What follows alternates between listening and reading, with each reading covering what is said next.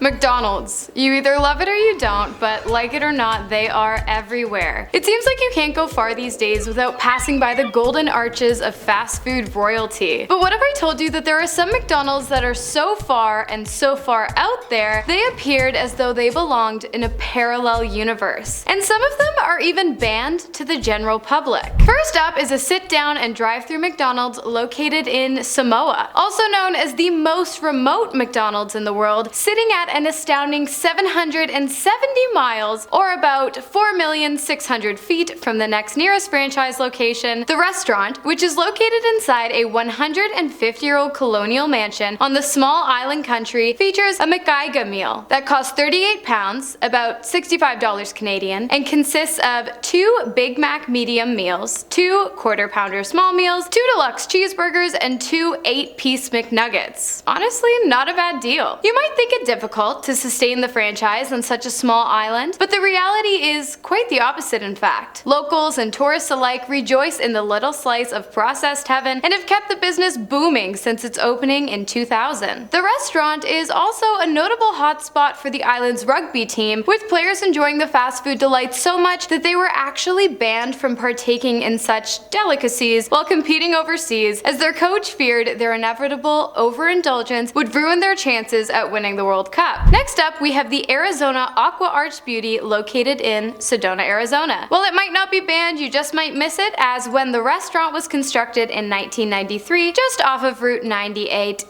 its existence was contingent on the fact that the restaurant blended seamlessly with the natural beauty of the 48th state. While at first this was a bit of a turnoff for developers, the collaboration with the state's city council and planning and zoning commissions actually turned out to be a quite lucrative one. The restaurant became yet another reason for tourists to make their way to the Sandy State, and those who were already there just had to check out this one-off, off-colored location and lay their eyes on the blue-green arches they had heard so much about before heading off on their next adventure. And that brings us to our next location, in New Mexico. Fun fact, while New Mexico is well known for being a hotbed for extraterrestrial action and activity, it is also home to one of the most out-of-this-world McDonald's locations known to man, and possibly others? In case you haven't guessed by now, this McDonald's was built in the shape of a giant, unidentified flying object, or extraterrestrial spaceship, if you will. The UFO-shaped McDonald's graced the sunny state of New Mexico around 2011 and quickly became one of the coolest locations to date and a huge tourist hotspot for Big Mac hoppers and alien enthusiasts alike. With its bright red lights and glowing golden arches, who knows what kind of creatures this thing attracts. Now, it might not be banned, but it does look like it has the opportunity to blast off into hyperspace, so if you were looking for an excuse to visit, well, there it is.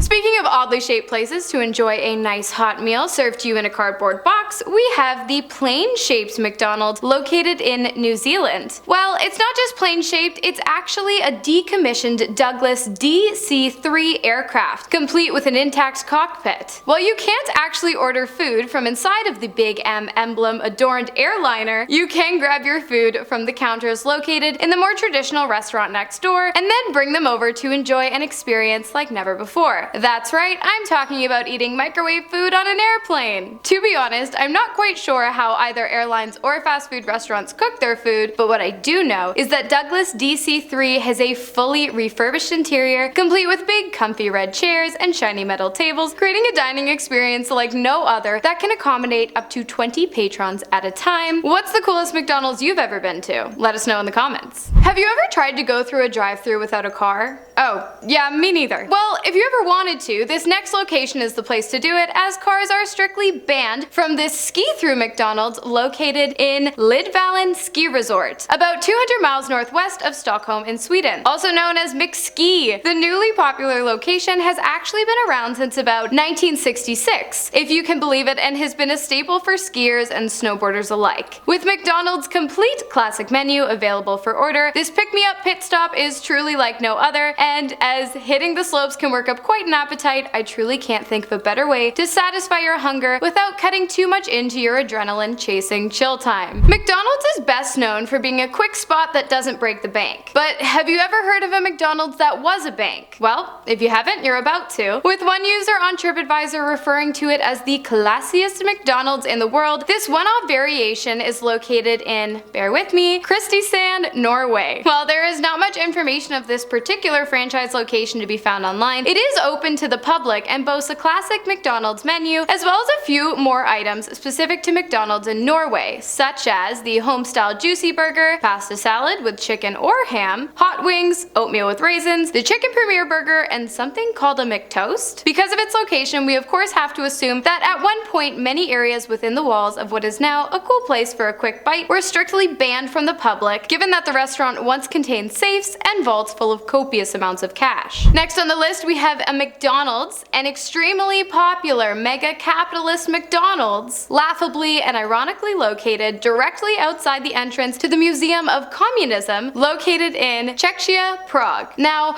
honestly, in this instance, I'm surprised it wasn't banned from ever being open there in the first place. But it seems the Prager people have quite the sense of humor, as there is an ad posted outside of the museum that reads, "Museum of Communism," above the casino, right next to the McDonald's. So I guess they really are above capitalism. The McBarge, as it was once known, is next on the list. This creepily eerie and now abandoned location was once the forefront of innovation for the franchise when the floating restaurant was opened in 1986. It was a place for sea dwellers and landlubbers alike to indulge in what seems to be everyone's common ground: cheap food and good scenery. However, the magic of the marina-based Maiden didn't last long, as only 5 years after, in 1991, the new owner of the grounds forced the boat to depart from the docks, making it rather difficult to keep the business booming. Since the McBarge's departure from the McDocks of Vancouver, it has been anchored and abandoned just near British Columbia. Since then, many people have been going out to see this abandoned national treasure, and there has even been some public interest in refurbishing and reopening the restaurant as well. Believe it or not, New Mexico wasn't actually the first place to have a space-themed establishment. The OG extraterrestrial spacecraft turned restaurant was actually located in Alconbury, Cambridge in England, and was built in 1990 and converted into a McDonald's shortly after in 1993. But much like the McBarge, the adventure was short-lived, as it shut down just 7 years later in the year 2000. The UFO-inspired structure adorned with the golden arches we all know and love was, at the time, the definition of space-aged architecture. The restaurant showcased a computerized ordering system and a drive-thru that often queued all the way out into the main road. A former employee by the name of David Meredith described the restaurant as having a gloomy atmosphere, saying that although it was space-aged, the lights were dim, and whoever had crafted the structure, it seems, had forgotten to add windows. While this location is not necessarily banned, it is unable to be reached by the public, or anyone else for that matter, as it was sadly demolished in 2008 after having been abandoned since its closure just 8 years prior. And that brings us to our final location in the infamous Guantanamo Bay, an area best known for being home to the largest detention camp under the control of the United States and the United States military. Since 2002, roughly 780 detainees have been held at the center. However, in a report released in 2023, it seems that number has since dwindled to just 30 persons who are still being kept within its walls. To enter Guantanamo Bay would require area clearance and a special kind of government-issued passport. So you might be wondering, how did a McDonald's end up there, and why? Well, the only McDonald's in Cuba opened in 1986 and has since been a staple of home to the military personnel residing there while working for the US government. And as long as the US continues to exercise its jurisdiction and control over the Bay Area, I'm guessing it's here to stay. Now, while it's no secret that American soldiers tend to enjoy some McDonald's every now and then, it appears the prisoners living on the base might too, as there have been rumors of inmates being offered Happy Meals in exchange for their cooperation. Of course, this area is completely banned to members of the public, so don't be expecting to indulge in any Big Macs or Happy Meals the next time you hit up Cuba. And that's all we have for you today. Thanks so much for watching. I'm your host, Hannah Thompson. See you next time.